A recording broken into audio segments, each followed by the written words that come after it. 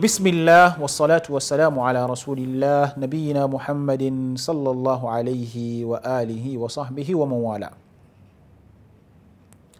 ‘Yan uwa masu kallon mu da sauraron mu na mana gaisuwa irin ta addinin musulunci, assalamu alaikum wa rahmatullahi wa barakatuh.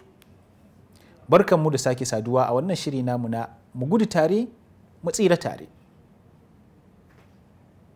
Kamar yadda kuka sani, shiri ne da muke tattaunawa akan ɗaya daga cikin wasu ababe da Allah subhanahu wa ta'ala ya hana mu, wadda wannan abin ya sabawa shari'ar musulunci. Muna tattaunawa ne akan su ba don komai ba sai don mu san su mu guje su. Ka'idar sanin sharri don ainihin ka guje shi ba don ka aikata shi ba. To a yau ma insha Allahu za mu tattauna akan wani zunubi wanda yake faruwa a tsakankanin mata.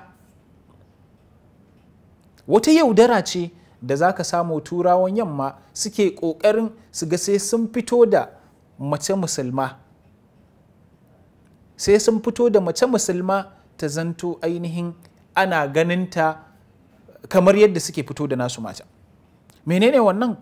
Shine kasancewar mace ta zauna tana kamanceceniya da namiji, kamar yadda Allah subhanahu wa ta'ala ya hana namiji ya yi kama da mace, to haka Allah subhanahu wa ta'ala ya hana mace ta yi kama da namiji ta hanyar ainihin faɗin annabi sallallahu alaihi wasallam da ya yi na la'antar duk jinsi da ya kama da jinsi ɗan uwan shi. Ma'ana duk namijin da ya kama da mace, annabi sallallahu alaihi wasallam ya yi masa addu'ar la'ana. Duk macen da take kamanceceniya da namiji, to annabi sallallahu alaihi wasallam ya la'ance ta.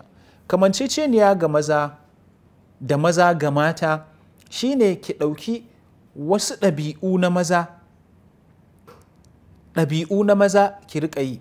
Duk wani abin da kika san cewa mace tana da ita take da wannan abin, maza ba su da wannan abin, sai ki ƙoƙarin ki ce ni ma sai na yi kamanceceniya. Misali, wasu za ka samu suna aske gashin kansu. Shi aske gashi kai ma kawai ga ya mace zunubi ne, to balle kuma ta yi shi da zumma cewa tana so ta yi kama da namiji.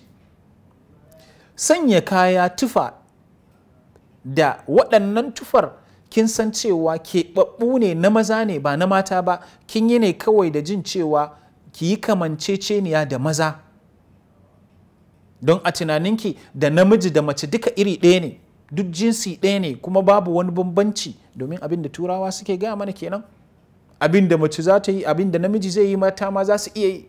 To wannan duk wahayin shaiɗan ne. Annabi sallallahu alaihi wasallam ya riga ya gaya mana a cikin hadisi sahihi. Annabi sallallahu alaihi wasallam yake cewa la'anallahu almutashabbihat minan nisa bir rijal. Allah maɗaukakin sarki ya tsinewa mata da suke kamanceceniya da maza. Mace da ta yi kama da namiji, to Allah subhanahu wa ta'ala ya tsine mata. Sannan a wani hadisin haka annabi sallallahu alaihi wasallam ya sake faɗa, hadisin da Abu Huraira ya rawaito, yake cewa manzon Allah sallallahu alaihi wasallam ya ce la'anallahu almar'ata talbisu libsatar rajul. Allah subhanahu wa ta'ala ya tsine wa mace da take sa tufafi irin tufafin maza, ma'ana tufafin da ya yi kama da na maza, to Allah subhanahu wa ta'ala ya hana mata sa irin wannan. Da yawan mu mun san irin tufan da muke sawa yanzu a gida da sunan wayewa. A nan zan ja hankalin musamman mata da suke karatu a jami'o'i. Yawanci sai ka samu ko don cakuduwa da suke yi da waɗanda ba musulmai ba, sai su ɗauka cewa wayewa shine mace ta sa shirt ta saka kuma ainihin trouser ta rika yawo a ciki. Wannan ita ce wayayya, ita ce 'yar boko. Lil asafi shadid, boko bai da alaka, karatun da kike yi na turanci bai da alaka da kayan jiki. Kina da hijabin ki zaki iya karanta duk wani irin course da kike so ki karanta a jami'a. Za ki iya karantawa ki duk abin da ake yi. Amma lokacin da muka ɗauki cewa wannan ɗabi'ar ta turawa na kasancewar mace ta fita daga cikin al'adarta da ɗabi'arta ta musulunci ta koma al'ada na turawan yamma da sanya tufa irin tufarsu, tufar da take kama da maza, to a nan wurin ta shiga cikin la'antar Allah.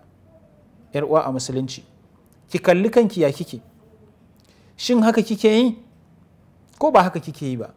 In haka kike yi, to ki tuba ga Allah subhanahu wa ta'ala domin ki fita daga cikin wannan la'anta tun kafin lokacin tuba ya ƙure. Lokacin tuba kuwa ƙurewarsa shine lokacin da ranki ya kai gargara, wannan lokacin tubanki ya ƙure. Saboda haka ki yi ƙoƙari ki tuba wa Allah subhanahu wa ta'ala, ki fita daga cikin wannan la'ana da annabi sallallahu alaihi wasallam ya yi. Domin la'anar da annabi sallallahu alaihi wasallam ya yi fa abu ne mai girma, kora ce daga ni'imar Allah subhanahu wa ta'ala. Kuma wannan yake gadar mana da abubuwa da yawa wadda za ka ga kana ta yin shi amma kuma babu thamara, babu natija, babu wani sakamako mai kyau.